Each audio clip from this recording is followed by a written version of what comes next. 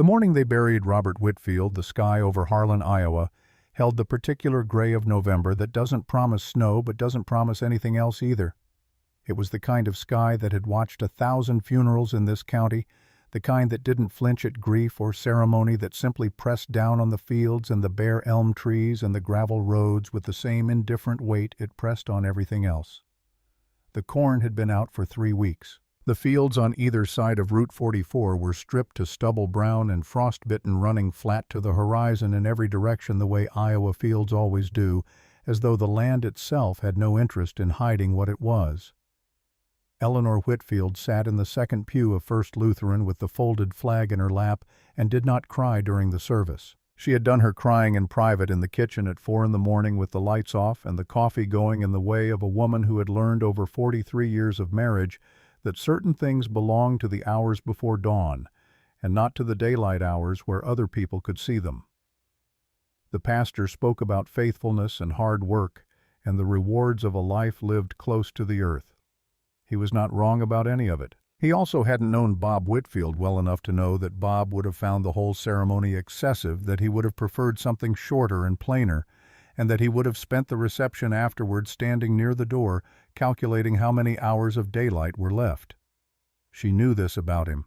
She had known it for 43 years. That was part of what made the folded flag in her lap feel heavier than its actual weight. Garrett arrived from Des Moines the night before in a charcoal suit that cost more than the monthly payment on the Harlan National Bank account Eleanor had opened in her own name in 1971. He was 38 years old and looked exactly like what he was, a man who had grown up on a farm and left it at 18 and spent the 20 years since systematically replacing every vestige of that origin with the clean surfaces of a professional life. His hands were soft. His shoes were Italian leather, not practical in Iowa in November, and he had worn them anyway. He hugged Eleanor at the funeral home with the specific efficiency of a person managing multiple tasks simultaneously, and she had felt in that hug the outline of something that had been decided before he arrived. Denton came in from Cedar Rapids that same evening driving a white Buick Riviera he'd bought on credit 6 months ago, the kind of car a man buys when his commission checks have been good for 2 consecutive quarters and he hasn't yet learned that 2 good quarters don't make a pattern. He was 35 and wore a watch that caught the light when he moved his arm, which he did often. He sold life insurance, which meant he spent his professional life asking people to imagine the worst and then sign something about it, and this had given him a particular quality of confidence that was actually a performance of confidence, a distinction Eleanor had noticed years ago and never bothered to mention. They were her sons. She loved them. Neither of these facts made what happened in the parking lot of First Lutheran any easier to understand. The service ended at 2:15. People moved toward the doors in that slow, considerate way of funeral congregations, touching Eleanor's arm as they passed, saying her name, saying Bob's name, saying things that were true and also inadequate. She accepted all of it with the steady composure she had maintained since the morning of November 3rd, when she woke at 4:30 and found that the breathing she had grown accustomed to monitoring across the pillow had stopped. Outside, the air was cold enough to see. Cars turned over in the lot. People stood in small clusters, collars up, saying the things people say after a funeral in a small Iowa county when they have known each other for decades and do not need to work very hard to fill the silence. Eleanor walked to the Ford Country Squire, the 1979 model in the green that Bob had picked because he said it was the color of second-growth corn in June, which was not something she had known he felt sentimental about until he said it at the dealership, and she had filed it away in the particular archive she kept of the things he revealed without meaning to. She was standing beside the car with the flag when Garrett reached her. Denton came from the other direction from beside his Buick, moving with the slight deliberateness of a man who has rehearsed a conversation and is now finding the right moment to begin it. "Mom," Garrett's voice carried that careful modulation she had heard him use with clients, the tone that communicated reason before it communicated anything else. "We need to talk about the farm." She waited. "You can't run the place alone. It's not practical. It's 320 acres, Mom. It's equipment and soil testing and commodity prices and—" He stopped, recalibrated. "You've never driven a tractor in your life." Denton beside his car now added what he had clearly been holding in reserve. "We already have a buyer for the Super M guy from Harrington's auction house. He'll give $8,000 for it, fair market value. We could have it picked up Monday and the money in your account Wednesday." Eleanor looked at her oldest son.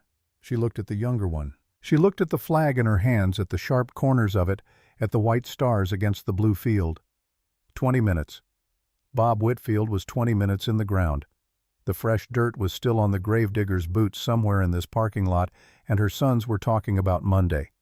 There were several things she could have said. She had in fact been preparing for some version of this conversation for the better part of 8 months, which was something neither of them knew, and which was at that moment the most important fact in the parking lot. "Your father taught me." That was all. Quiet. Not a challenge, not a declaration. A statement of fact delivered with the same evenness she used when she told Bob what the weather radio was saying or what the soil temperature read in the east field. Garrett's face did the thing it did when he encountered a variable his model hadn't accounted for. A brief arrest of expression followed by the resumption of the reasonable voice. "What does that mean Mom-Dad was sick?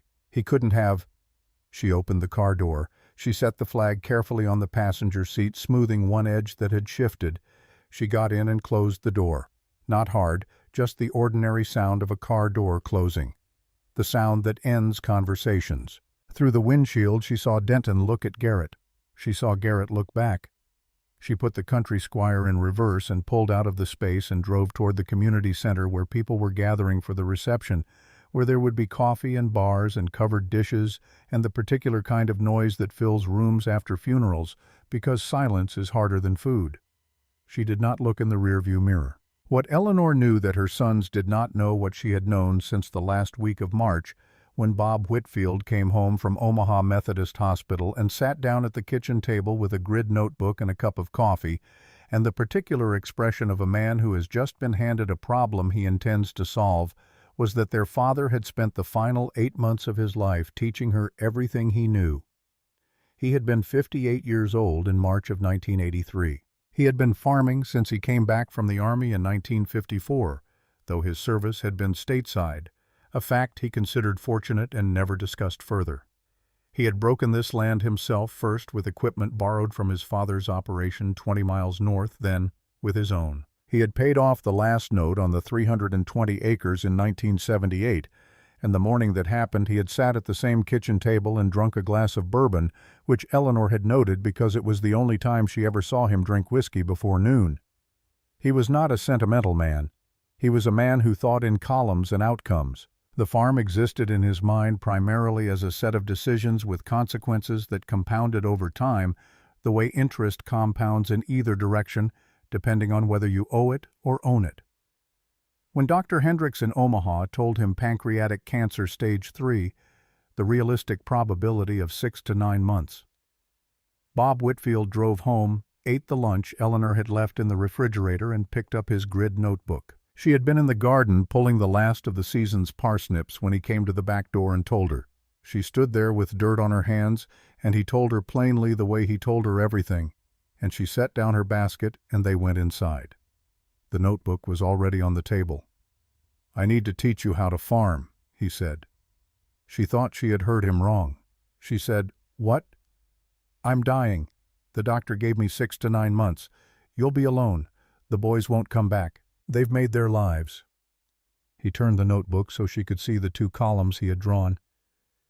"If you rent this land to a neighbor, you'll get roughly $200 an acre. That's $64,000 gross, maybe $48,000 net after expenses and taxes. Decent income." He touched the second column. "If you farm it yourself, you can net 80 to 100,000 in a good year, maybe 80 in a bad one. You're 62. You could have 25 years left. The difference between those two numbers over 25 years is somewhere around $2 million. She looked at the notebook. She looked at him. The parsnip dirt was still on her hands. "I don't know anything about farming." "I know. That's why I'm going to teach you. We have 8 months. That's enough if we start now." She could have argued. She could have said she was too old, that she had never driven a tractor, that farming was physical work that required strength she wasn't sure she had. She thought all of those things. What she said was, "All right." He nodded once the way he nodded when a decision had been made that he intended to honor. Then he poured her a cup of coffee from the pot on the counter, and they sat at the table together, and he opened the notebook to a fresh page and began. The machine shed behind the Whitfield farmstead had been built in 1961, a pole structure with a steel roof and a concrete floor that Bob had poured himself over 3 weekends in September of that year, with help from 2 neighbors who were now dead. It smelled of diesel and iron and the particular damp metal cold of buildings that are not heated but hold the memory of machinery's warmth. The walls were lined with hand tools sorted by size on pegboard hooks, each hook labeled with a strip of masking tape in Bob's small, precise handwriting. Oil cans, grease fittings in a coffee can, a length of chain looped over a spike. The 1956 Farmall Super M stood in the center bay, red paint faded to the color of old brick, in places the chrome exhaust stack carrying a thin skin of rust where the chrome had worn through the tires cracked at the sidewalls but still holding air. On the morning of the 16th of March, 1983, one day after the conversation at the kitchen table, Bob took Eleanor to the machine shed and showed her the Super M. He did not speak for the first 2 minutes. He walked around the tractor, slowly touching things as he went, and she understood that this was not for her benefit, but for some private accounting he was making. Then he stood beside the left front wheel and began. He told her what each control did. The clutch, which had to be fully depressed before the transmission would shift not halfway, not most of the way, all the way. The throttle on the steering column, the left-hand quadrant of the instrument panel, the hydraulic control lever for raising and lowering the attached implements. The PTO shaft at the rear of the tractor that transferred engine power to equipment like the planter and the cultivator. The difference between the 2 brake pedals and when you used them separately versus locked together for road travel. He told her all of this standing beside the tractor, pointing to each component, repeating what was important twice without flagging it as repetition. Then he said, "Now you get on it." She climbed up. The seat was high enough that the machine shed floor looked like it was farther away than it had any right to be. The steering wheel was large and horizontal and cold through her work gloves. She sat there in the smells of diesel and old metal and looked at the instrument panel and the hand throttle and the pedals at her feet, and for a moment she felt something that was not quite fear, but was adjacent to it. Not a fear of the machine, a fear that she had arrived at a thing that mattered and might not be equal to it. She turned the key. The Super M's engine cranked and fired, settling into a rough idle that smoothed as it warmed. The vibration came through the seat and through the hand grips and through the floor and through everything, a kind of aliveness that she had not expected. "Take it out of the shed," Bob said. He was standing 6 feet back, and to the left, his arms loose at his sides, watching. She depressed the clutch. She moved the gear lever into first. She found the throttle and gave it a small advance. She lifted her foot from the clutch. The tractor lurched and stalled. "Again," Bob said. She restarted the engine. Clutch in. First gear. Throttle. She eased the clutch up, this time slower, and the Super M moved. It moved jerkily with a lurch that she absorbed through her whole body, but it moved forward and she steered it out of the machine shed and into the gray March light of the farmyard. And when she pressed the brakes to stop it, it stopped. Bob walked out after her. He looked at the tractor and at Eleanor sitting on it. "I stalled mine 30 times the first morning," he said. 1954. I was 23 years old and I thought I would never get the feel of it. You got it in 2 tries. She did not feel particularly accomplished. She felt the cold through her jacket and the vibration from the engine through the seat and the strange altitude of sitting on a machine that weighed several tons and was under her control. She felt beneath all of that something quieter and harder to name, something that might have been the first small calibration of a belief she hadn't known she was forming. They worked every morning that the weather and Bob's health permitted. Through April the ground was still half frozen, and they stayed mostly in the machine shed and the farmyard, Eleanor driving the Super M in slow circles, while Bob stood on the concrete apron and watched, occasionally calling out a correction. The clutch work, the throttle management, the feel of the hydraulic lever, which was heavy and imprecise and required a touch that was simultaneously firm and patient. He showed her how to back up a trailer by steering in the direction opposite to the direction you wanted the trailer to go, which was counterintuitive enough that she got it wrong 6 times in a row before something in her hands and eyes aligned, and she got it right. He showed her the John Deere 402, the larger machine with a diesel engine, and a more complex control arrangement, the one they used for heavy field work. He showed her the International Combine, the 1972 model that Bob had bought used and rebuilt twice. He showed her the hydraulic planter, how the disc openers worked, how the seed tubes could clog, and how you checked for clogging without stopping the whole operation, how the depth of the planter shanks affected germination. He was patient in the way of someone who understands that there is no faster route than the direct one. He did not hurry her through anything. When she made an error, he identified it precisely and waited for her to correct it without suggesting she should have already known better. There was nothing in his manner that resembled condescension. She had been married to him for 30 years, and she had known this about him in the abstract, but it was different to experience it directed fully at her at something she was learning from the beginning. By May, she could drive both tractors in the fields, making turns at the end of rows with a reliability that Bob told her was better than what most men managed in their first season. She did not entirely believe him. She thought he was probably giving her a version of the truth that was optimistic in order to sustain her.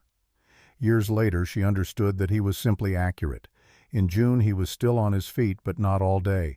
He tired by mid-afternoon and went inside to rest, and Eleanor continued in the fields alone with the walkabout radio he'd bought at Hessing Hardware, the signal connecting them across the distance so he could correct her from the kitchen if she drifted off course. It was not the same as having him beside her. The fields felt large in a way they had never felt when she was driving the station wagon past them, large and serious and full of consequence, the kind of ground where decisions accumulated into outcomes that you couldn't talk yourself out of. He taught her to read the soil for moisture, pressing a handful into a ball and checking whether it held or crumbled. He taught her to watch the color of the corn leaves in dry weather for the first signs of stress. He taught her the rhythm of the season, which was not arbitrary but had its own internal logic. Plant at the right temperature. Cultivate before the weeds got too large. A head start. Watch the forecast from late September on with the sustained attention of someone who understands that timing is the difference between a harvest and a loss. Farming is mostly management, he told her one afternoon in early June, standing at the edge of the east field, watching the corn that had come up thin and uneven from a cold week in early May. The mechanical part is the mechanical part. The judgment part is what takes years to build. She was building it in 8 months.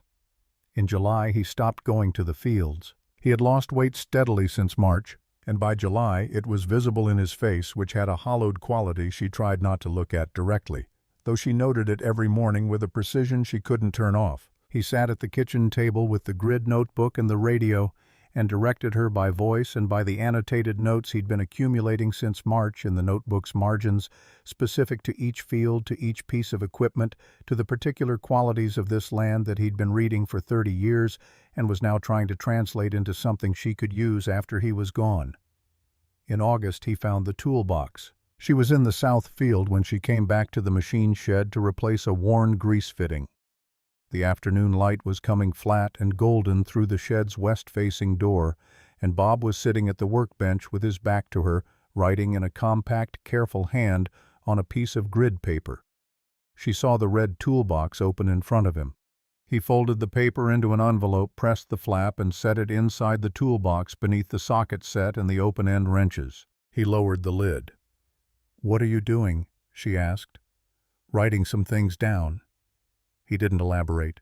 She didn't ask him to. She would not remember this moment again until December when she found the envelope.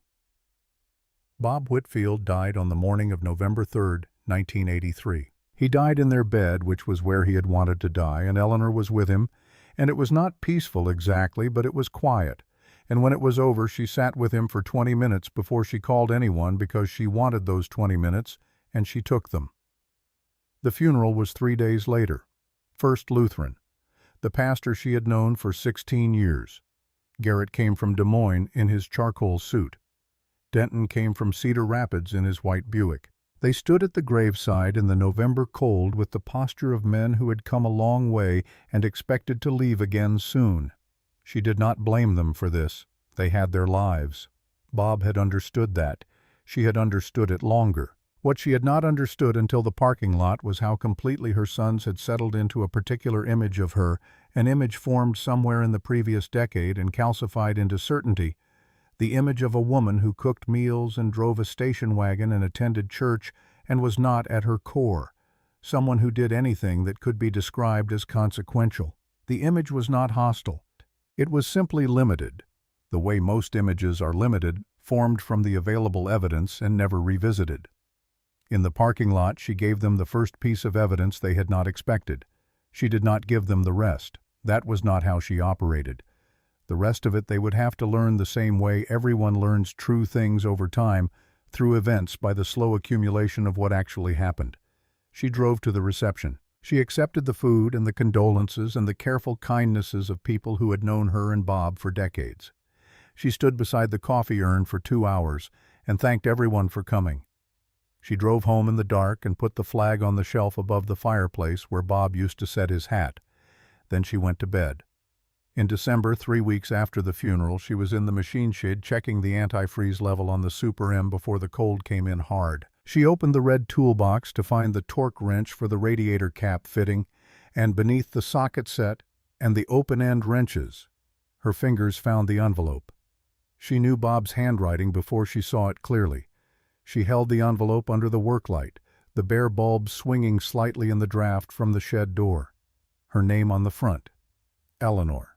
Not Mom, not Honey, just Eleanor. She opened it at the workbench with her work gloves off 3 pages of grid paper covered on both sides. In his hand, the writing compact and even the letters formed with the same precision he applied to everything, as though imprecision in writing was a kind of waste he couldn't justify. He wrote about the first year. 1954. He was 23 and the farm was newly his, and he had stalled the tractor 31 times in the first week, and the neighbor on the east side, a man named Orville something who had been farming since the Depression, had come over one afternoon and watched him and said without any cruelty, "You might want to give some thought to whether this is the right line of work for you." Bob had spent that night in the machine shed. Rather than going inside, he wrote, not because he was angry, but because he needed to sit alone with the machine and understand what he was afraid of and whether the fear was reasonable.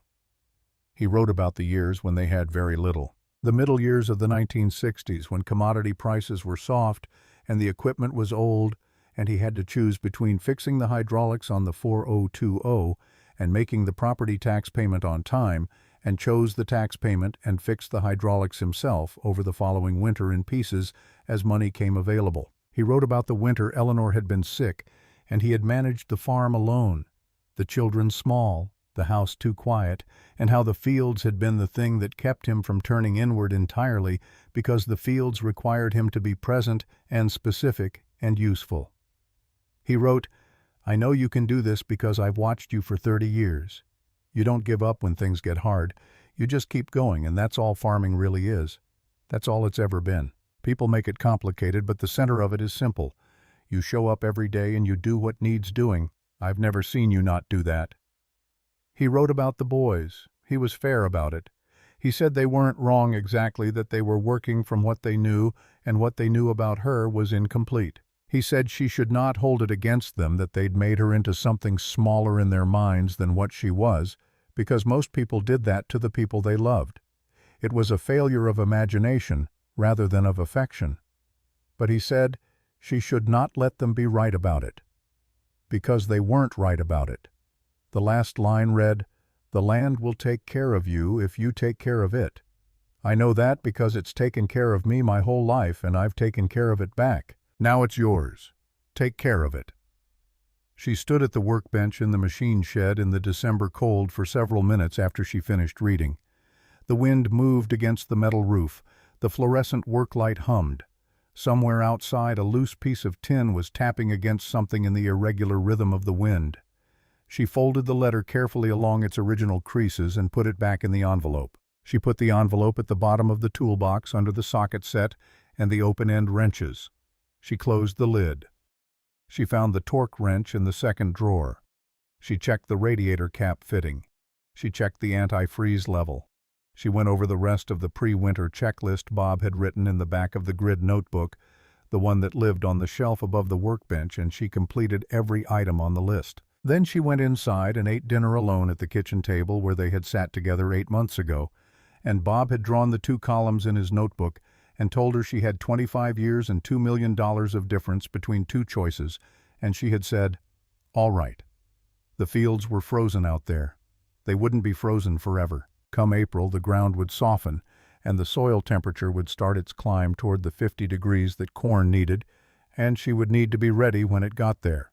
Because timing was the difference between a harvest and a loss, and she had spent 8 months learning that lesson from the person who had spent 30 years proving it. She washed her dish. She turned off the kitchen light. She went to bed at 9:30, which was when farmers went to bed in November, which was when she was going to go to bed from now on because she was a farmer. The decision had not been made in the parking lot of First Lutheran. It had been made at a kitchen table in March when a dying man opened a grid notebook and drew 2 columns and asked his wife to make a choice that he believed she was capable of making, and she had said all right, and then spent 8 months proving him right in the only way that mattered. The rest of it, the proving it to other people, was still ahead of her. That was something she understood without sentimentality. There would be a first season, and it would be difficult, and she would make mistakes that an experienced farmer would not make, and some of the people watching would be waiting for those mistakes, because that was the nature of the watching. There would be the neighbor with the lease offer, and the son who called in December expecting bad news, and the faces at the Farm Bureau meeting that were polite in the way that holds its judgment in reserve. None of that was the hard part. The hard part had been standing in the parking lot of a church with her husband 20 minutes in the ground and hearing her son's careful, reasonable voices and knowing that what she knew and what they knew were 2 completely different things, and choosing to hold what she knew quietly rather than pouring it out in a parking lot on a cold November afternoon. She had held it. She would go on holding it. The fields would do the talking eventually. They always did. The ground thawed late in 1984. Which was how Iowa winters sometimes worked, holding on past the point of courtesy into the first weeks of April before releasing their grip.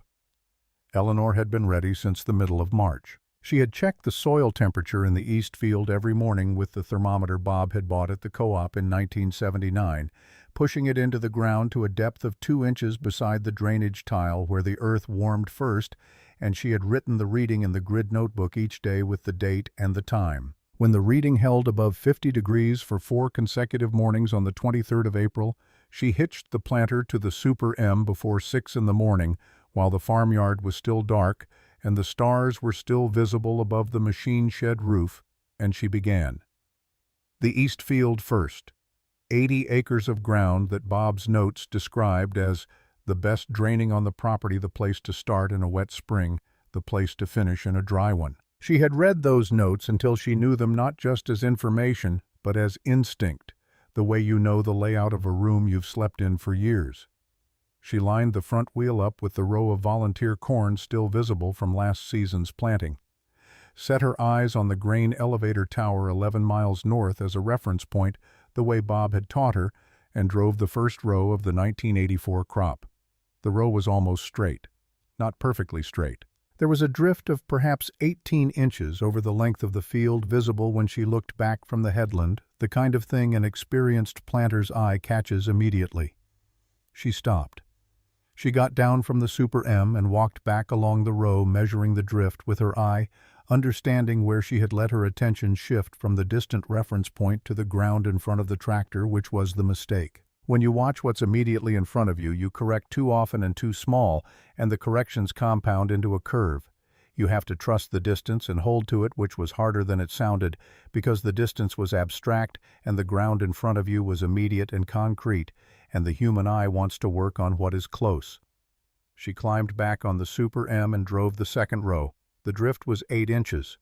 Third row, 4 inches. By the 5th row, the rows were straight enough that she stopped checking, which was not complacency, but calibration. The beginning of the understanding that Bob had meant when he told her that farming was mostly management, and management was the practice of adjusting before adjustment became crisis. She planted corn on 60 acres in the first week and rotated to soybeans on the remaining ground over the second and third weeks of May, working 10 and 12 hours each day with the methodical pacing Bob had described as the difference between farming and mining. Mining, he had said, was taking everything the land had as fast as possible. Farming was an agreement. You took what the land offered and you put back what it needed, and you showed up the next year and made the same agreement again. Over 30 years, the agreement compounded into something that was yours in a way nothing bought on credit ever truly was. The neighbors watched. This was not something she discovered later. She was aware of it in real time, the way farmers are always aware of what's happening on adjacent land, the same quiet surveillance that every agricultural community conducts on itself as a matter of practical interest and something else that doesn't have a clean name. Jim Calloway to the north had been the one neighbor who'd helped during Bob's final harvest, and he waved from his own tractor without stopping when their paths crossed at the property boundary. Ruth Calloway brought a casserole in the first week of May and set it on the porch without knocking a small grace Eleanor recognized as exactly the right amount of help enough to acknowledge without intruding. Dale Hargrove came on a Thursday afternoon in the second week of May, driving his pickup down the field access road to where Eleanor was cultivating the East Field's third pass. He parked at the headland and stood beside his truck with his hands in his jacket pockets, and she knew from the posture and the patience what he had come to say before he said it.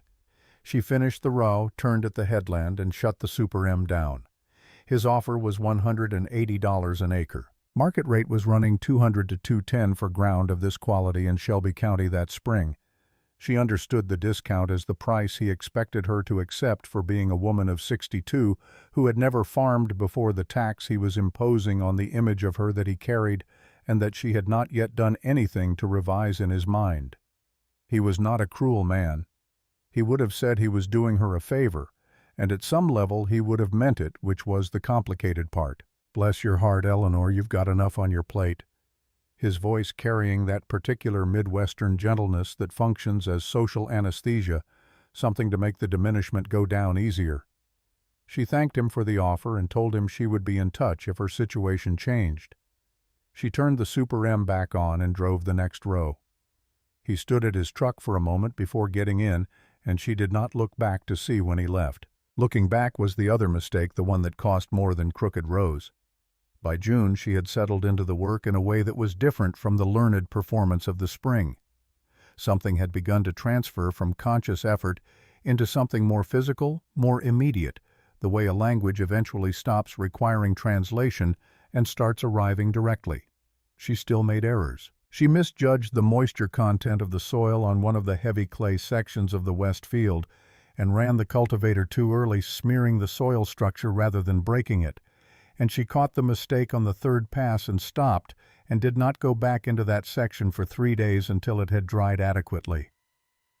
Bob's notes had warned her about that field in that precise way. She had read the warning and thought she understood it, and found out in the third week of June that understanding and knowing were not the same thing, and that the difference cost you a day and a half in a section of Westfield that would yield less per acre that year as a consequence. She wrote it in the grid notebook. The date, the field, the mistake, the cost, what she would do differently. This was something Bob had done in the same notebook for 30 years, the accumulating record of what the land taught you, if you paid attention, which was the only way the land taught anything. The summer was dry through July, drier than the forecasts had suggested in spring, and Eleanor tracked the soil moisture weekly and made the decision in the second week of July not to try to irrigate the dryland fields, but to accept the yield drag and preserve the root structure by not stressing the plants further with the inconsistent water availability that her single irrigation rig could provide across the full acreage. It was a conservative decision. It cost her some yield. It was the right decision, which she understood in retrospect when a neighbor 2 miles east who had pushed irrigation hard through the drought lost significant root structure to the flooding that came in the first week of August, and his late-season yields were lower than hers despite the additional water he'd applied. She did not take any satisfaction in this that she allowed herself to express, which was not the same as not feeling it. Garrett called on the 15th of December. She had known he would call. She had been aware of his restraint through the fall. The deliberate absence of contact that communicated more than contact would have the silence of a man managing his expectations while waiting for evidence. His voice when he called carried that specific neutrality that accountants deploy when they are asking a question to which they already expect a particular answer. "How did the season go, Mom?" It was not quite a question the way he said it, and she understood the inflection. She told him the truth plainly. The crop was in. She'd harvested everything. She'd turned a profit. There was a pause on the line that lasted long enough to register as significant before he asked whether she had thought about getting some professional farm management help, maybe someone from one of the ag consulting firms in Omaha, someone who could take some of the burden off her. She told him she had the situation in hand. Another pause. He said to let him know if she changed her mind, which was the way he said he expected her to change her mind. And they ended the call with the politeness of people who have more to say and have decided not to say it. What she did not tell Garrett, what she set down in the grid notebook after the call and looked at for a long moment in the kitchen's overhead light, was the number. $74,000 net of all expenses. She had run the calculations 3 times to be certain. Seed, fertilizer, chemicals, fuel, equipment maintenance, and parts, property taxes, crop insurance, grain hauling. Everything that went out accounted for against everything that came in the way Bob had always done it, the way she had been taught to do it, the way that revealed the actual number rather than the comfortable approximation. $74,000, not the $80,000 or $90,000 that Bob's projection had assumed for a competent operator with full knowledge of the ground. She was not yet a competent operator with full knowledge of the ground. She was a first-year farmer who had made 3 significant errors and a dozen smaller ones, and had still managed to produce a net that was 54% higher than what Dale Hargrove's lease offer would have delivered. She closed the notebook and washed her dinner dishes and went to bed at 9:30. The harvest itself had been the hardest part of the first season, and it had happened in a way that she had not fully anticipated, despite everything Bob had told her about the combine, and despite the days she had spent with the machine in the fall of 1983, before Bob died, learning the controls, understanding the header and the threshing cylinder, and the cleaning shoe, the components and their purposes. Understanding the components and operating the machine in the actual harvest in real conditions with real grain and real weather pressure were 2 different educations separated by a distance that Bob had not had time to fully close. She started the combine on the 3rd of October, a clear morning with good wind. The corn at 14% moisture, which was within the range the elevator would accept without drying charges. The first round of the north field went acceptably. The second round she misjudged a section where the stalks had lodged fallen sideways in a late August windstorm, and she ran into the laid-down corn too fast and plugged the header. The combine stopped with a lurch that she felt through the seat, and then there was the particular silence of a machine that has stopped doing what it was supposed to be doing, a silence that in an active field during harvest has a quality of alarm to it. She shut down the engine. She climbed down with the heavy wrench from the tool bracket behind the cab. She worked for 2 hours clearing the plug, her hands in the corn and the chaff, and the machine's internal structures, learning by touch and frustration and occasional profanity what Bob had tried to describe to her in words. When she got it cleared and running again, she went back to that section at half speed, picking up the lodged corn at the pace it required rather than the pace she wanted to maintain, and she finished the field in the afternoon light. The second plug came 11 days later in the East soybeans, a different machine problem with a different solution, and she lost 3 hours on a day when the forecast was calling for rain by evening. She worked in the fading light until 7, got the last load to the elevator at 7:45, and made it back to the farmstead in the dark with the combine empty and the rain just beginning to fall. She sat in the cab of the combine in the machine shed with the engine off and the rain beginning on the steel roof overhead, and she was so tired that for a full 5 minutes she could not make herself move toward the ladder. That was not the night she remembered. The night she remembered was November 2nd. The corn was all in by then, the beans finished 2 weeks earlier, the equipment cleaned and winterized and parked. She had driven the combine into the machine shed that afternoon after the last load, and she had shut it down, and she had sat in the cab in the silence of the shed with the smell of diesel and dust and harvest around her, and something had moved through her that she could not have described accurately to another person and did not try to. It was not triumph. It was something quieter and more private than triumph, something that did not require an audience, something that had to do with what she now knew about herself that she had not known 12 months ago. She stayed in that cab for 15 minutes. Then she climbed down and walked to the farmhouse in the early dark of November and made dinner and ate it at the kitchen table with the grid notebook open beside her plate. She wrote November 2nd, 1984, harvest complete. Net approximately $74,000 pending final elevator statements. All equipment operational. Ground in good condition for spring. Notes for next year. East field west drainage tile showing some restriction should address before planting. Westfield clay section do not cultivate until 2 days after significant rain minimum. Combine reduced speed in lodged areas regardless of schedule pressure. Tomorrow begin winterization checklist. She closed the notebook.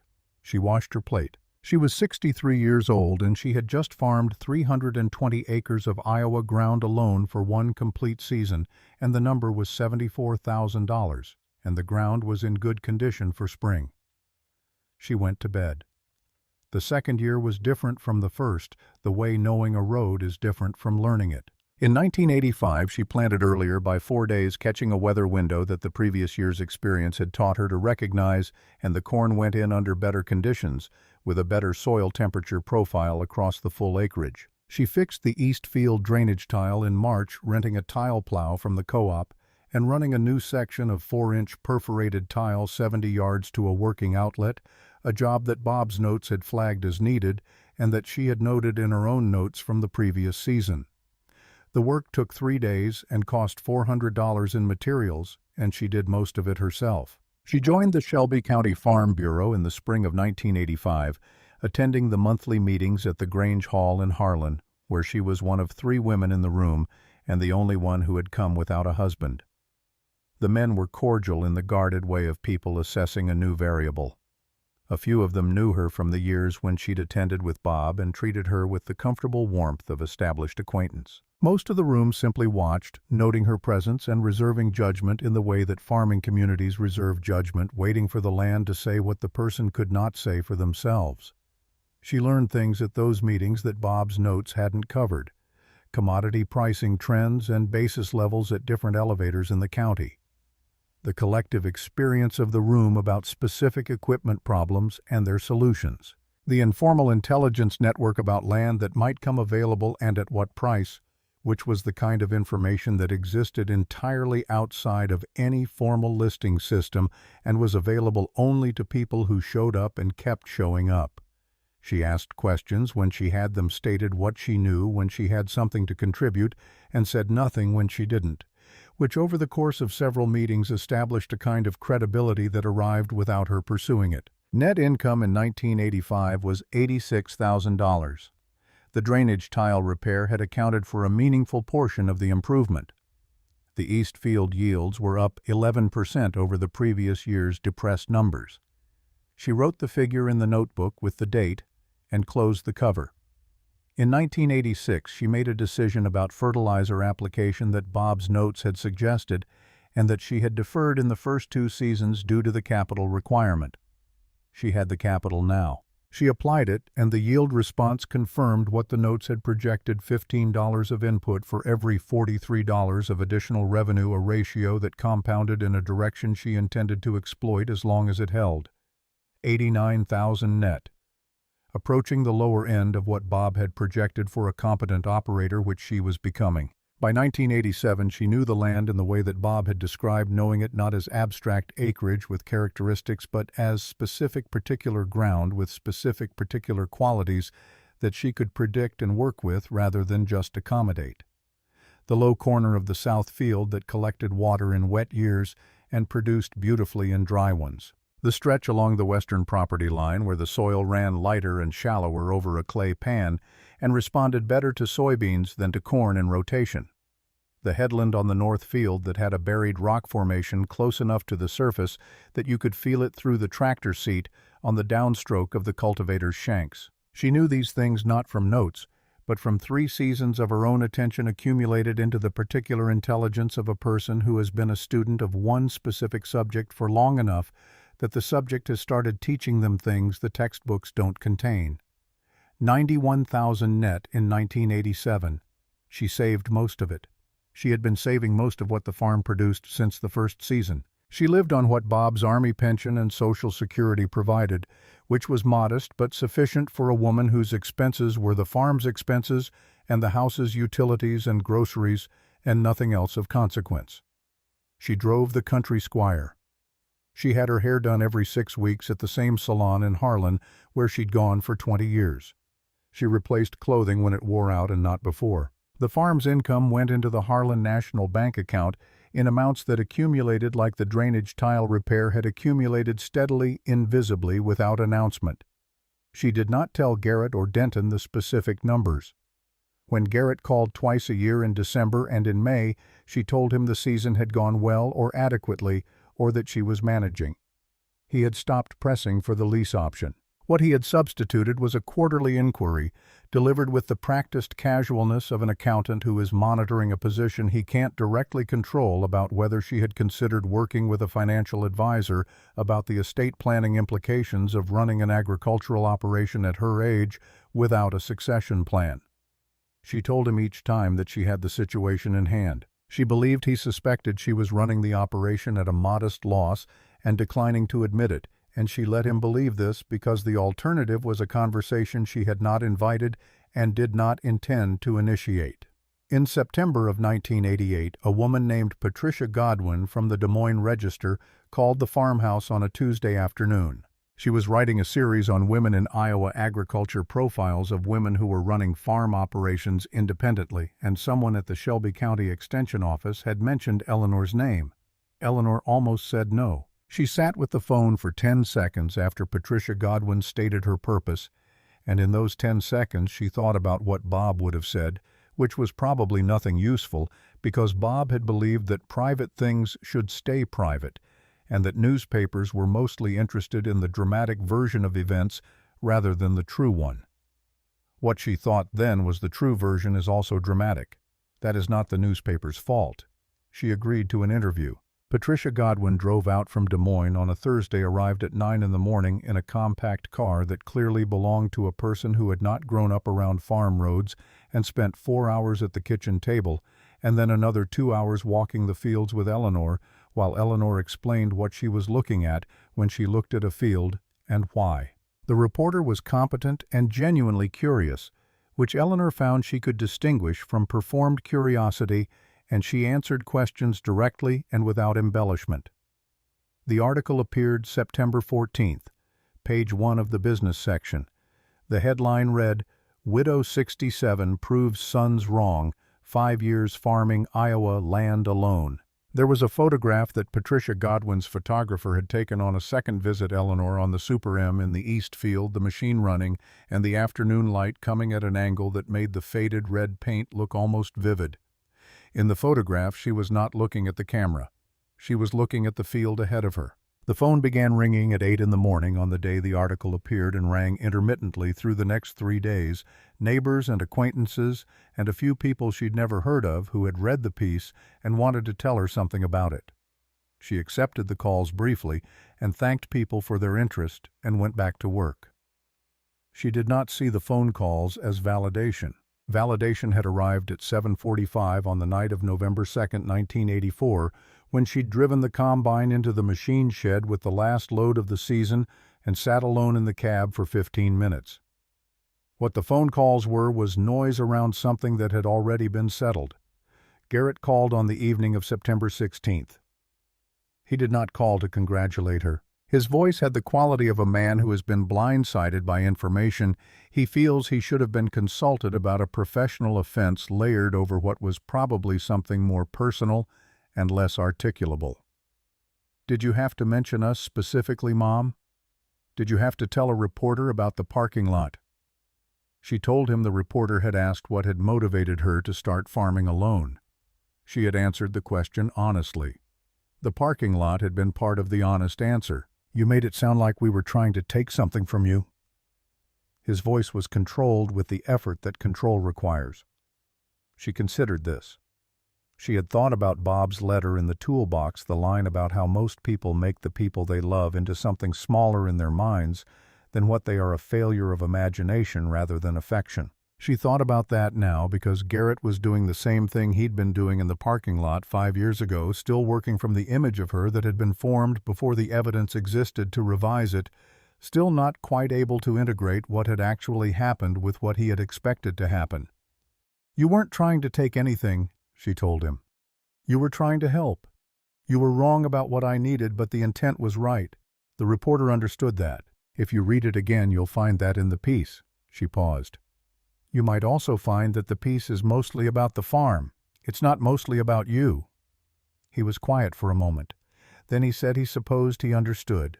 She said good. They talked for another 4 minutes about nothing in particular, and ended the call with the careful politeness that had become their mode of communication, the neutral register of people who have said what they need to say and are now maintaining the relationship around the edges of what has been said. She put the phone down. She poured a cup of coffee and sat at the kitchen table with the grid notebook, turning to the page where she tracked the financial projections Bob had made in March of 1983. She had been updating the projections each year, writing the actual figure beside the projected one.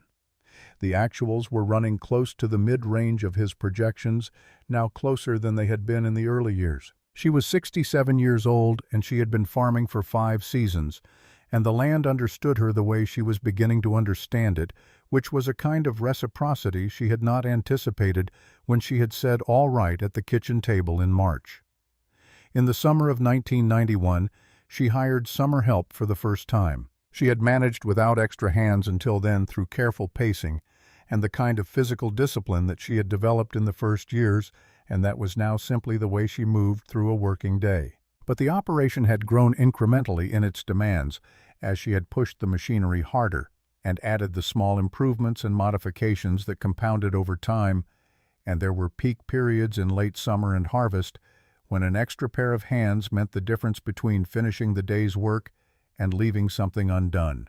The first summer hire was a man named Dennis Voss, 40 years old, who had lost the family's 600-acre operation in the late debt crisis years of the late 1980s, when the interest rates that had seemed manageable in 1980 became the instrument of dispossession they had always been in waiting. He came with his work record and without self-pity, which Eleanor respected, and he was competent with equipment and knew how to receive direction without requiring it to be packaged as something other than direction. He worked 3 harvest seasons for Eleanor before he took a permanent position with a custom farming operation in Cass County. He brought his son on 2 of those seasons. Tyler Voss, in the summer of 1992, was 12 years old, slight with the quiet quality of a child who has learned that adults have serious concerns and that inserting yourself into those concerns without invitation is a poor strategy. He helped with the small tasks assigned to someone of his size and capability, carrying parts from the shop to wherever they were needed, washing equipment at day's end, moving irrigation pipe in the long evenings of late July. He did these things without being asked twice and without complaint. In the summer of 1996, Tyler Voss came back alone. He was 16 taller now, with his father's competent hands, and something additional that Eleanor identified in the first week as the quality of someone who is paying attention not just to what they're doing, but to why it works. He asked questions about the planting schedule and the reasons behind the rotation, about the specific tiling decision on the east field, about why she cultivated the south field at an angle to the slope instead of straight up and down. The questions were not idle curiosity. They were the questions of someone assembling a working model of an operation's logic, trying to understand the principles rather than just the procedures. She answered them fully. She found that she liked explaining the thinking, that it clarified things that had become intuitive, and that the articulation served her as well as it served him. When he asked her in the 3rd week of that summer why she kept the Super M running when it was old enough that replacement parts were getting harder to source, she told him that the machine was paid for and reliable, and that she understood it in a way that would take years to develop with any replacement, and that reliability and understanding were worth more in practical terms than newness. He nodded at this with the focused attention of someone filing something away. He came back for 3 consecutive summers. By the 3rd year, she was assigning him work without specifying method, and he was making the method decisions correctly, which was the indicator she used for when someone had crossed from helper to practitioner. She paid him the same hourly rate she paid the experienced custom operators she hired for peak periods, which was a decision he questioned once and she declined to revise. "You do the same work," she told him. "You get the same pay." In August of the final summer, he told her his father's plan to restart a small operation on rented ground had fallen through because the landowner had sold to a larger operator. He said it without self-pity, which was the same quality his father had brought. He said he didn't know where he was going next. Eleanor looked at him across the machine shed workbench where they were rebuilding the Super M's hydraulic pump, together, a task she had assigned him because she had watched him be careful enough with mechanical work to trust him with something that mattered. "You're going to farm," she said. "You have the mind for it." He looked at the pump housing in his hands. "I don't have land or money." "Rent to start. The land doesn't have to be yours to learn from it. Save everything you can. Buy ground with cash when you have enough." She set down the torque wrench and looked at him directly. "What happened to your father's place happened because of what he owed, not because of what he grew. The farming wasn't the problem. The debt load was the problem. You already know that, but I want you to hear it said plainly, so you don't talk yourself around it later when the bank is offering something that looks reasonable." He was quiet for a moment. Then, "How did you know to avoid debt from the start?" "My husband told me," she said, "and he was right, and he's the reason I knew to listen." The land came available in April of 1995. 160 acres on the Whitfield Farm's northern boundary, belonging to Patrick Gallagher, 78 years old, who had farmed it alone since his wife died in 1989, and who had decided over the winter that the operation of it had become more than his situation warranted. The acreage was good ground, not exceptional, but it shared a drainage watershed with Eleanor's north field, and the combination would allow her to address the water management of both parcels more efficiently than she could address her own ground alone. She had known this since she'd started thinking clearly about the drainage patterns in 1985. She called Catherine Hargrove, the attorney in Harlan who had handled Bob's estate, and who had, at Eleanor's request, drawn up her own will in a careful session in 1990 that Catherine had described afterward as the most precisely considered testamentary document she'd produced in 15 years of practice. She asked Catherine to contact Gallagher's attorney and establish whether the ground was available and at what terms. It was available. Gallagher was asking $420,000, a price that the comparable sales in the county for that year indicated was fair within a margin of about 5% in either direction. Eleanor asked Catherine to arrange a meeting. She drove to Gallagher's farm on a Tuesday in early May, the fields on either side of the county road showing the first green of emerged corn. Gallagher met her at the door, and they sat at his kitchen table, which was the same configuration as her own kitchen table, and most of the kitchen tables in this part of Iowa rectangular, with wood chairs and a window that looked out toward the machine shed and the fields beyond it. He poured coffee without asking whether she wanted any. She did not make him an offer below his asking price. She made his asking price, which she had determined through Catherine's research was fair, and she made it in the form she had prepared for a bank draft for $420,000 drawn on the Harlan National Bank account that she had been building since 1984. No financing, no contingency, no closing delay waiting for credit approval. A transaction complete. Gallagher looked at the bank draft for a moment without touching it. He was old enough that his hands showed it the knuckle swelling and the skin thinned to something like paper. He had farmed this county for 50 years. He understood what a bank draft meant, what it represented in terms of what had accumulated and what had been refused along the way. He looked up at Eleanor with the expression of a man who has recognized something. "Your husband managed his land the same way," he said. "I always respected that." She told him she had learned it from Bob, which was true as far as it went. She had also learned it from every season she had managed alone, from every calculation in the grid notebook, from the compounding of years of decisions made in the direction of owning rather than owing. Bob had given her the principle. The practice had been hers. She drove home with the signed purchase agreement on the passenger seat of the country squire across the county roads that ran straight and flat through the May afternoon, the fields on either side of her showing the green lines of emerged crops in every direction. She could see the sky above them, the particular clear blue that came to Iowa in the weeks between the last frost and the first real summer heat. She was 74 years old. She had just purchased 160 acres of ground with cash money accumulated from 11 seasons of farming land she had learned to farm at 62. She drove home and made dinner and ate it at the kitchen table, and then took out the grid notebook and opened to a fresh page and began the planning for the first season on 480 acres, which was the number she now farmed, which was the number she would farm until she decided, for reasons that had everything to do with physics and age and nothing to do with defeat, that it was time to stop. That decision was still 9 years away. There was work between here and there, and she knew how to work, and the ground was in good condition, and the agreement between her and this land was still operating in the direction both parties intended. She closed the notebook at 9:15. She turned off the kitchen light. Outside the window, the May dark lay over 480 acres of paid-for Iowa ground, and the night was quiet in the way that farming country is quiet when the work of the day is done and the work of tomorrow is already arranged. And Eleanor Whitfield went to bed. The fall happened on a Tuesday in the second week of April 2004, which was an ordinary Tuesday in every respect until it wasn't. Eleanor had been descending from the Super M after checking the planter's seed depth in the east field's first test rows, a task she performed on the ground rather than from the seat, because the soil itself told you more than the gauge did, and she had made this descent from this machine hundreds of times across 20 years without incident.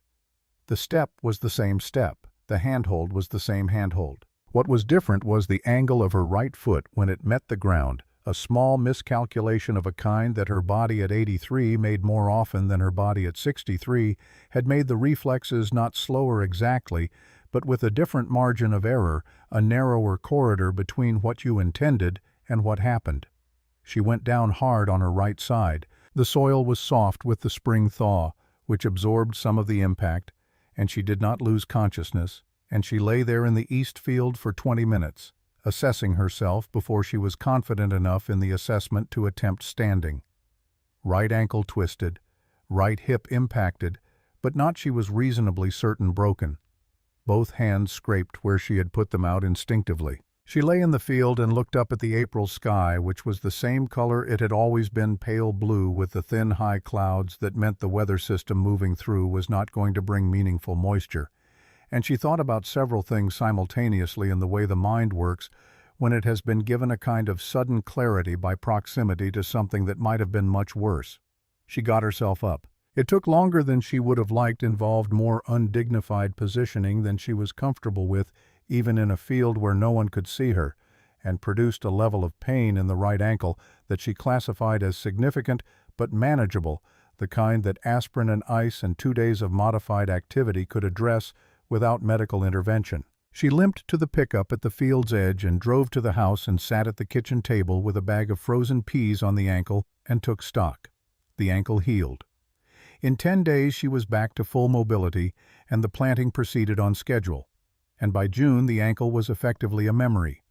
What did not heal, or rather what did not return to its previous state, was the knowledge the fall had delivered. It had handed her a piece of information she had been aware of in the abstract for several years, and had now been made concrete in a way that could not be reasoned away. The margin was narrowing.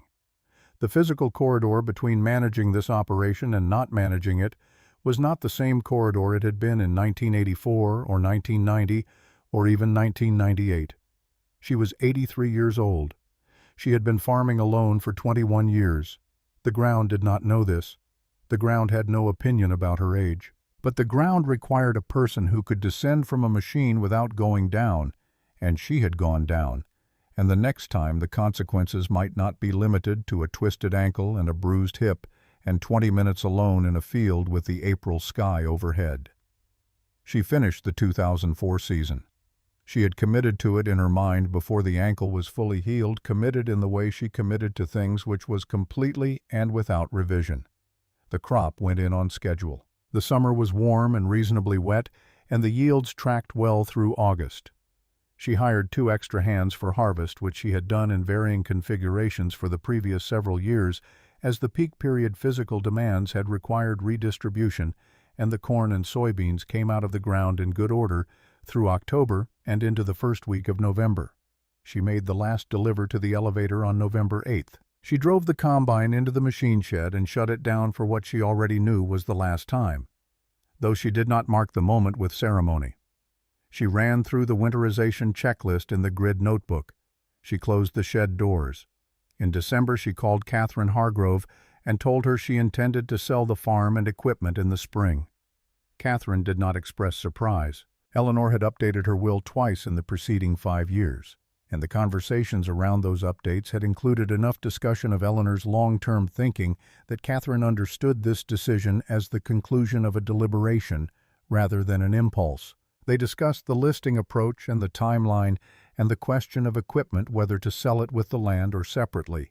And Eleanor told her separately because the equipment had its own market and its own value that would not be best realized through a bundled transaction. Catherine said she would begin preparing the documentation. The listing went out in May of 2005, 480 acres in Shelby County, Iowa, with the specific field and drainage characteristics noted in the listing materials in the precise language that Eleanor had drafted herself and that Catherine had reviewed for legal adequacy and found required no revision. The price was $3,200 per acre, which was slightly below the upper bound of the comparable sales in the county that spring. A deliberate choice. Eleanor had decided that selling at a price that attracted the kind of buyer she wanted mattered more than extracting the last possible dollar from a transaction she was only making once. She had given Catherine one instruction about the buyer selection that was not legally binding, but that she intended to make explicit to any serious prospect. She wanted the ground to go to someone who would farm it without immediately leveraging it as collateral for expansion debt. She understood she could not contractually enforce this preference. What she could do was make it clear in conversation with prospective buyers, read the responses, and use the information to inform her choice among offers that were otherwise comparable. She had spent 22 years learning to read land and weather and markets. Reading people was not a different skill. The first 3 serious prospects included 2 large regional operators who made no pretense of intending to fold the ground into larger debt-financed operations, and a commodity fund representative from Omaha, who did not understand why Eleanor was asking about his organization's financing structure at all. She declined to advance any of these conversations. Nathan Kowalski came on a Thursday in the 3rd week of June driving a pickup that was a decade old and well-maintained, which told her something. He was 42 years old and had been farming rented ground in Cass County for 15 years, he explained, and had spent those 15 years saving toward a purchase. He had $407,000 in available capital and could close at $3,200 per acre on 480 acres, which was $1,536,000 if she would accept a 30-day close to allow him to liquidate a bond position.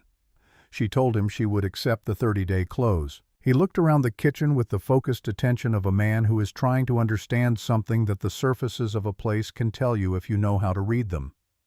He asked how long she had farmed the ground. She told him 22 years starting in 1983. He asked whether she had farmed it before that. She told him her husband had farmed it before that from 1954. He looked at the table between them for a moment and then looked up at her. "My father lost his land in 1988, he said quietly. "I watched him sign the papers at the bank in Denison. I was 26. I told myself I would never let that happen to me, and I never took on debt I wasn't certain I could carry without the land as collateral." He paused. "I just want you to know that." She looked at him. She had not asked him this information. He had offered it because he understood in some way that she had not engineered that it was relevant to her. "Then the ground is going to the right place," she told him. And she meant it in a way that went beyond the transactional, in the way you mean something when it connects to a principle you have organized 22 years around. The sale closed on the 18th of August. Nathan Kowalski drove away from the closing with a deed to 480 acres of Iowa ground that he had purchased without a mortgage, the culmination of 15 years of the discipline that had kept his father's loss from becoming his own story. Eleanor drove away with a certified check and the particular lightness of a person who has completed something that required everything they had and found at the end of it that they had been equal to the requirement. The equipment auction was in July, 3 weeks before the land closing. Eleanor had engaged the Harrington auction house not out of sentiment for the name that had appeared in the parking lot of First Lutheran 22 years earlier, but because Harrington ran the largest agricultural equipment auctions in the region and knew the market for vintage working machinery in a way that would serve the Super M's actual value better than a private sale could. She was not present at the auction. She had asked Catherine Hargrove's paralegal to attend and call her when the Super M came through the block. The call came at 2:17 in the afternoon. The Super M had sold for $14,500 to a buyer from western Nebraska who collected and operated vintage Farmall equipment and had been tracking the machine's availability since he'd heard about it through the equipment network several months earlier. The engine, the drivetrain, the hydraulics, the electrical system, the sheet metal, all of it in working condition, most of it rebuilt at some point in the machine's life. The paint faded to that particular aged brick color, but the chrome stack and the instrument panel preserved with the care of a person who understood that maintenance was not aesthetics, but respect for the machine's purpose. Eleanor received this number, thanked the paralegal, and set the phone down. $14,500.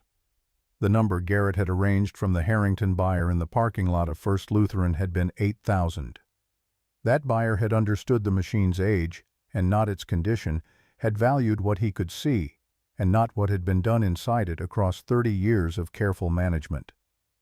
The Nebraska buyer had looked more closely or had known enough to ask the questions that revealed what looking at the surface could not tell you. The difference was $6,500 and something larger that the money only partially expressed. She moved to Toledo in September of 2005. The house on Elm Street was modest in the way she preferred, with a garden plot behind it, and a garage large enough for the country squire and the lawn equipment, and it was 2 miles from the house where her younger sister Dorothy had lived since 1970. Dorothy was 2 years younger than Eleanor and had lost her own husband in 1999, and the proximity suited them both the particular comfort of a person who knows your history without requiring you to explain it. Eleanor unpacked her kitchen things and her books and the grid notebooks, the full run of them from 1983 forward, which she kept on a shelf in the spare bedroom. Not as archives, but as working reference, because she still thought in the language of those notebooks and still found herself opening them to check a figure or a date or a note that had become part of how she understood the sequence of her own life. She began volunteering at the Toledo Public Library 2 weeks after she arrived, reading to children on Tuesday and Thursday mornings and helping with the cataloging of the agricultural history collection on Friday afternoons. The agricultural history work interested her beyond its practical function. The collection contained farm diaries from Tama County, going back to the 1880s, the handwritten records of people who had worked this same landscape before any of the machinery she had operated existed, and reading those diaries, she recognized the same intelligence she had been practicing for 22 years. The observation of the land, the response to weather, the management of the thing in front of you with the tools available to you, and not with the tools you wished you had. The tools changed.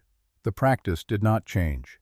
The Farm Bureau invited her to speak at local meetings in Toledo and the surrounding county, and she accepted the invitation selectively on the criterion of whether she had something specific and useful to say, rather than on the criterion of being asked. She had watched enough people speak publicly on the basis of being asked, rather than having something to say, to know the difference in the room, the attention that engaged and the attention that merely waited. When she spoke, she told the truth about the numbers and the decisions and the errors, and she found that the errors were often what people took with them.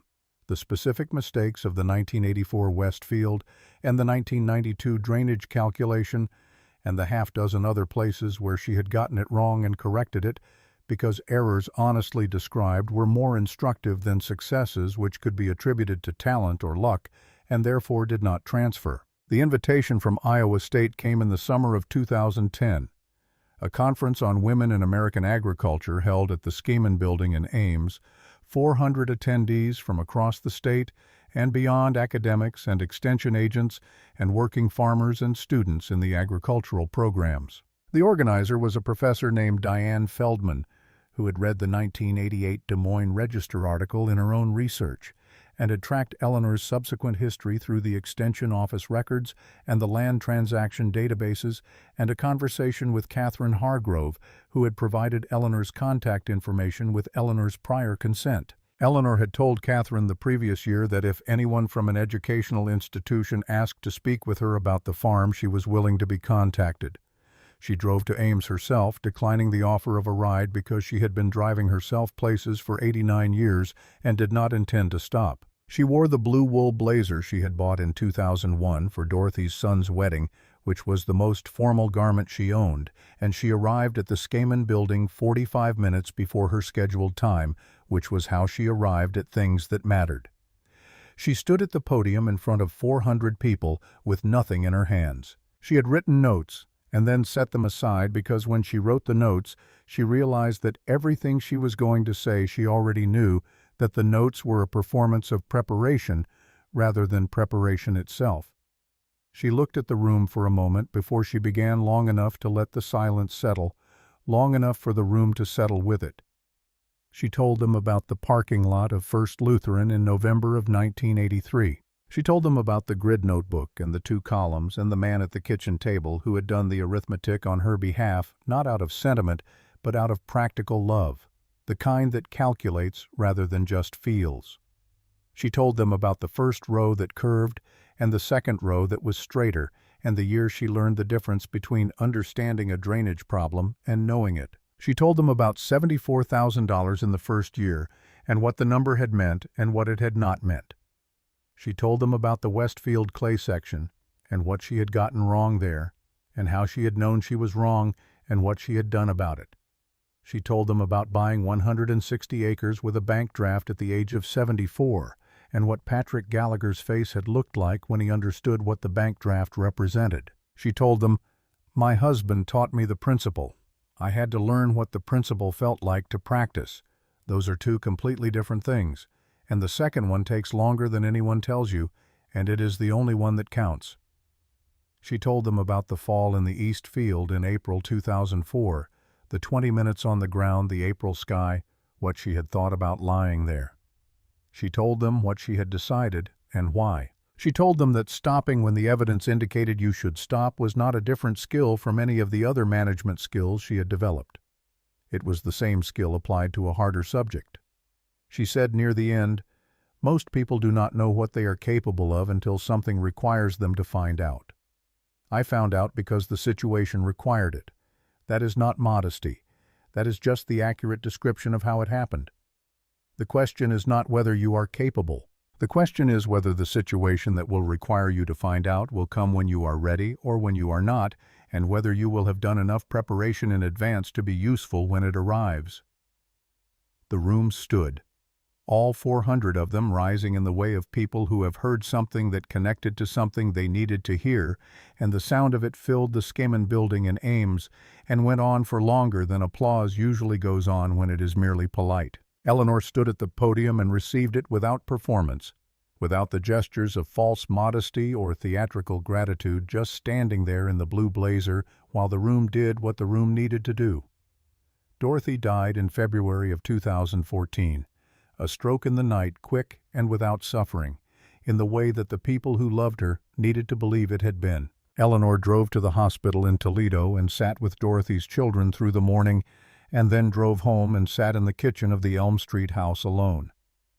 The grief was not the same shape as the grief for Bob, which had been accompanied by the momentum of the task he had given her, the forward pressure of what she had to do next.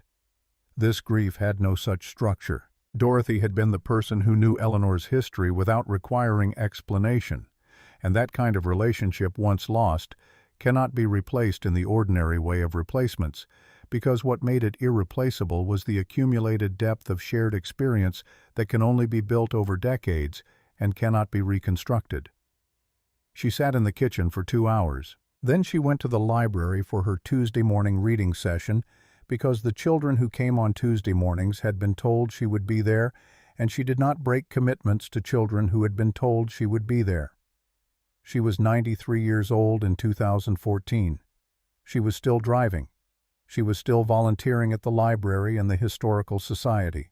She was still speaking when asked, and the invitations still came from agricultural programs and women's organizations and county extension offices, and she accepted the ones where she had something specific to say and declined the ones where she did not.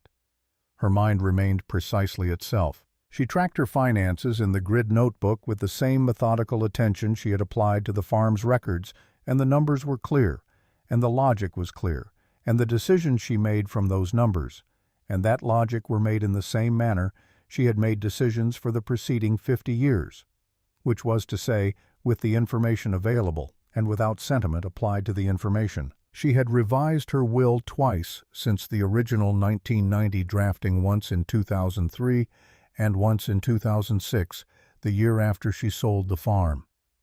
The 2006 revision was the comprehensive one, the document that expressed with precision what she intended for the assets she had accumulated. She had spent 3 full sessions with Catherine Hargrove on it, longer than any will Catherine had drafted, because Eleanor had detailed instructions about each bequest and the reasoning behind each one, and she wanted the reasoning documented alongside the instruction.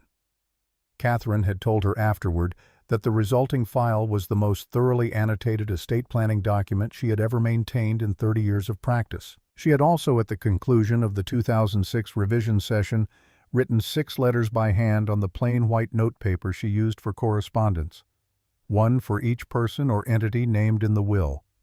She sealed each letter in an envelope and labeled each with the recipient's name in the compact, even handwriting that had been unchanged since she was 40 years old. She gave the envelopes to Catherine with the instruction that they were to be distributed at the will reading to be opened privately. Catherine maintained those envelopes in the estate file for 13 years. Eleanor Whitfield died on the 12th of February 2019. She was 98 years old. She had gone to bed at the usual time the previous evening, had read for 20 minutes, in the particular way she read when she was tired, which was attentively for the first 10 minutes, and then with decreasing focus until the book settled against her chest and the lamp was still on, and she was gone. The manner of it was not dramatic and not surprising, and was, in the opinion of her physician, who had been monitoring her health with the careful attention that the circumstances warranted, as good an ending as a life as well managed as hers could reasonably have been offered. The funeral at First Methodist Toledo was the service she had specified in a letter she had left with Catherine alongside the will, playing no longer than 45 minutes, the 23rd Psalm, and one other hymn of the family's choosing, no video presentation, no elaborate floral arrangements. The people who came were the people who had known her in the years she had lived in Toledo. The library staff and volunteers, the historical society members, the farm bureau neighbors, the congregation. Nathan Kowalski drove up from Shelby County. Tyler Voss drove from his farm in Cass County in a pickup that was 10 years old and well maintained, arriving 40 minutes early, sitting in the third pew on the right side, where he remained very still throughout the service with his hands folded on his knees. Garrett and Denton sat in the first pew.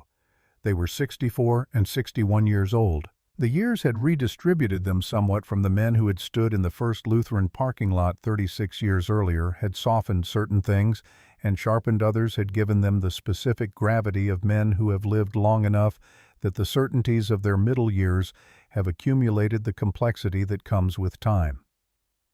Garrett had retired from Deloitte in 2016. Denton had left the insurance business in 2010.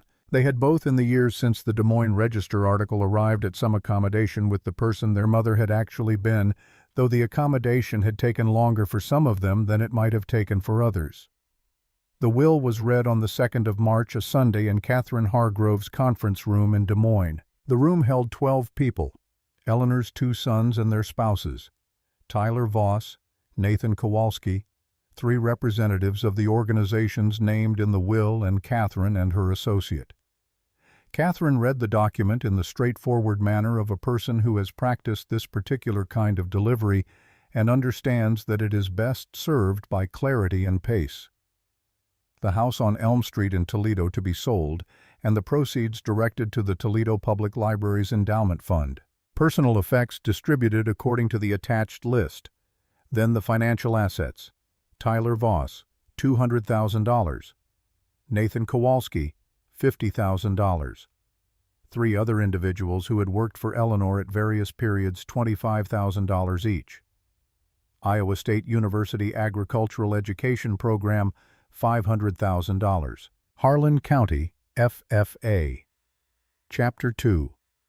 $150,000 to establish a scholarship fund to be named the Eleanor Whitfield Fellowship, awarded annually to a student from a family that had lost agricultural land to debt foreclosure. Various Midwestern agricultural preservation and education organizations, $412,000, distributed across 7 entities. Garrett Whitfield, $50,000. Denton Whitfield, $50,000. The room was quiet for a moment after Catherine finished reading the final figure, the quality of quiet that fills a space when the information in the room has just rearranged itself significantly. Garrett's chair moved back from the table. Not violently, but decisively, the sound of it on the conference room floor carrying the weight of what he was about to say before he said it. "That's not possible. That's our mother's estate. We're her sons." His voice was controlled in the way that controlling a voice requires effort, each word placed carefully because the alternative was a different kind of speaking entirely. Catherine set the document on the table.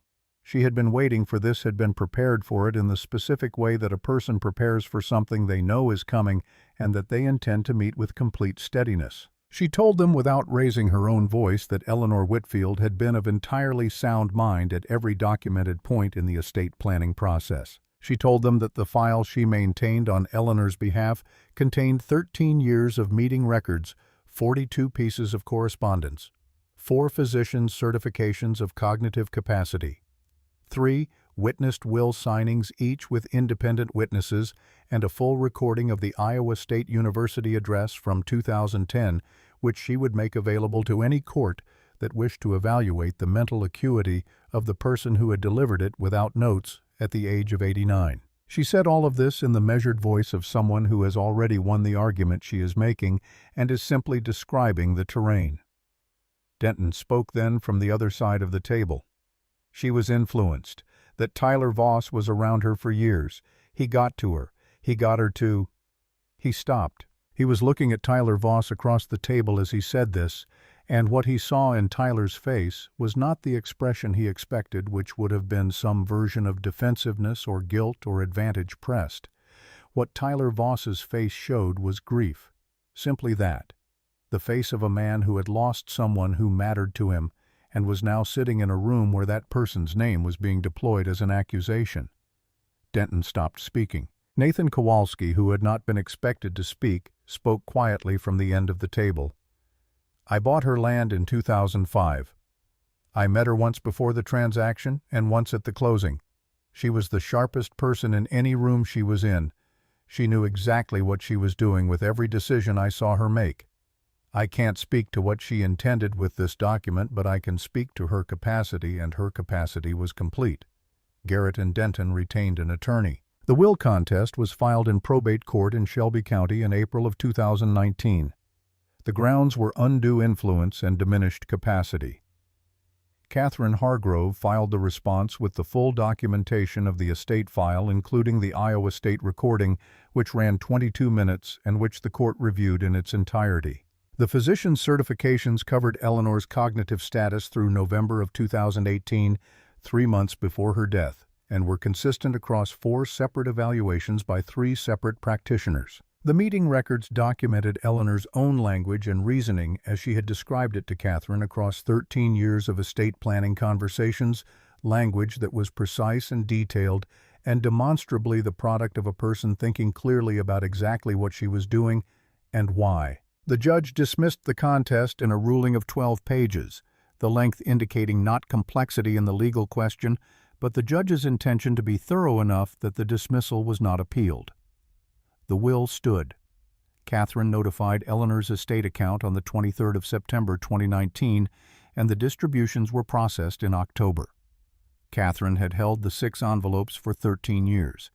She distributed them at the will reading 1 to each named individual. She said in distributing them only what Eleanor had told her to say, that the letters were written in 2006, that they were intended to be read privately, and that Eleanor had hoped they would answer whatever questions the reading of the will had raised. The envelope for Garrett was the thickest of the 6. He took it from Catherine without comment and put it in the inside pocket of his jacket, and he carried it there through the rest of the meeting and the drive home to Des Moines, and he did not open it that day.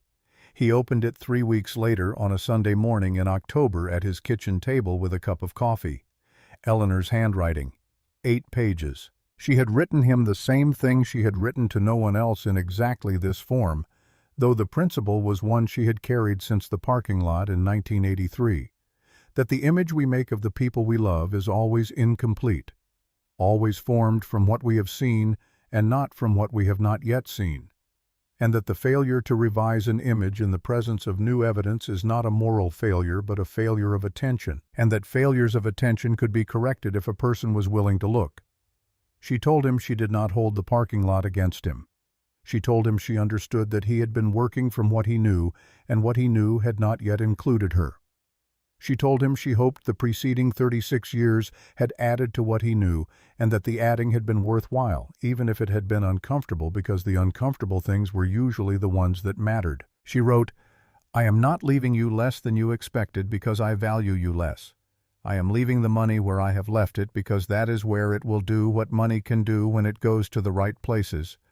You are my son. That has its own accounting which is not in any document Catherine has. I hope you know that." He read the letter twice. He sat at the kitchen table for a long time afterward. His wife found him there an hour later and did not ask him immediately what he was reading because she could see from the way he was sitting that the question could wait. Tyler Voss did not open his envelope until he was home at his farm in Cass County. He drove back that Sunday from Des Moines in the maintained older pickup through the October fields that had been recently harvested, the stubble of corn and soybeans running to the horizon in the flat Iowa light. The particular look of the landscape after harvest, when everything that was underground through the growing season has been taken away and the ground is bare and ready for whatever comes next. He sat at the desk in the farm office, which was a small room he had built off the equipment shed where he kept the farm's records and did the planning. The desk was a plain wood table with the grid notebooks stacked in order on the shelf above it, the same system Eleanor had used, which he had adopted in his first year of operation and maintained since. On the wall behind the desk was a framed copy of the September 1988 Des Moines Register article, the one with the photograph of Eleanor on the Super M in the East Field, not looking at the camera. He opened the envelope. 7 pages in Eleanor's handwriting. She had written about the summer of 1992 when he was 12 years old, and she had handed him a set of tasks and watched how he approached them, not to evaluate his capability, but to understand what kind of attention he brought to work. She wrote that she had known from that summer that he understood something about working that could not be taught, only recognized, and that recognition was what had made her willing to teach him the things that could be taught. She wrote about the conversation in the machine shed the summer he asked why she kept the Super M running. She wrote that his real question had not been about the tractor, but about the principle the tractor represented, and that she had answered both the surface question and the real one, and that he had understood both answers, which told her what she needed to know. She wrote, "You are the person this farm was always trying to produce. Not me. I was the instrument. You are the result." She wrote about the money. She wrote that it was not a gift in the way gifts are usually given as expressions of affection or obligation.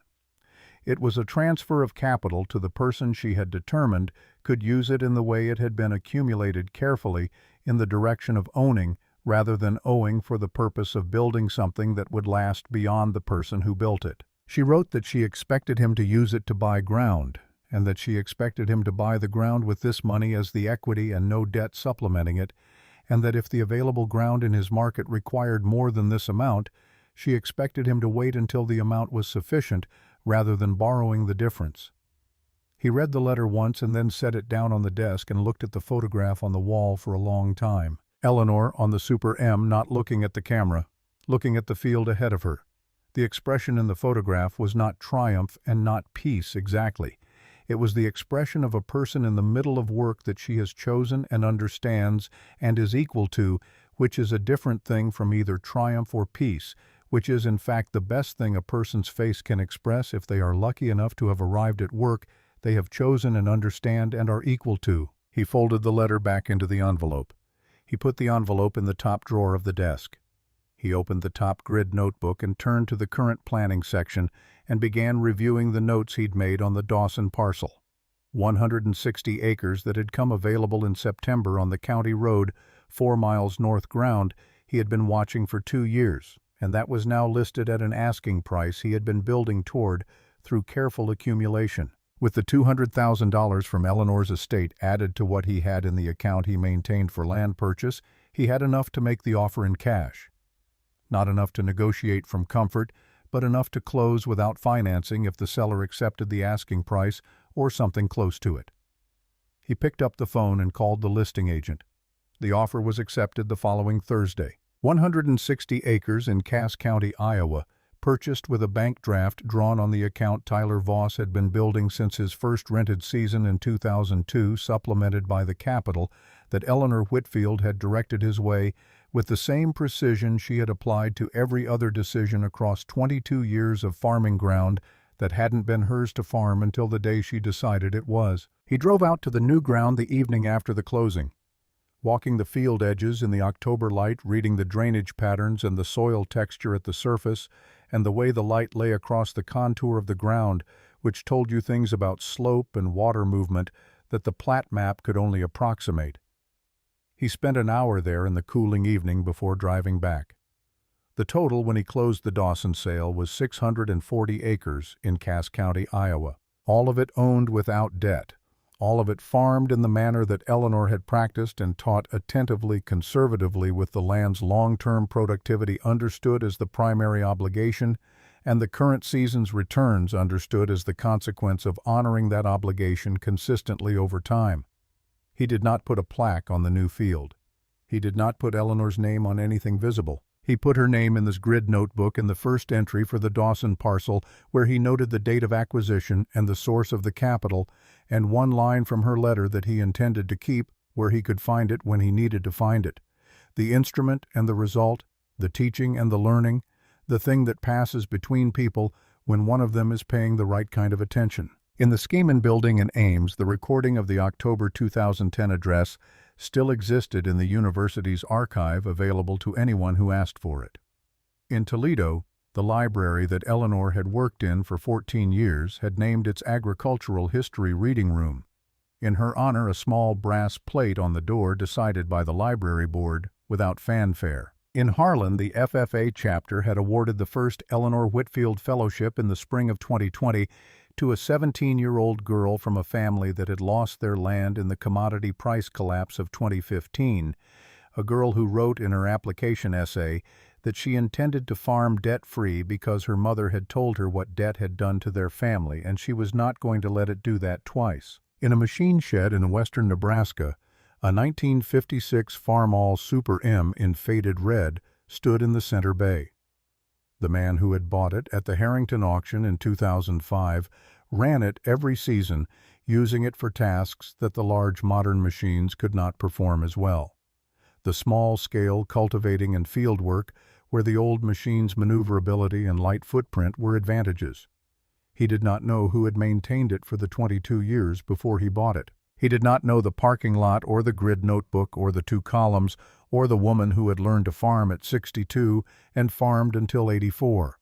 He knew only that the machine was sound, that whoever had taken care of it before him had taken care of it with the kind of attention that left nothing untended, and that it still worked in 2019 as well as it had worked in 1984, which was a fact that spoke for itself without requiring anyone to explain it. The machine did not require explanation. The machine ran. That had always been enough.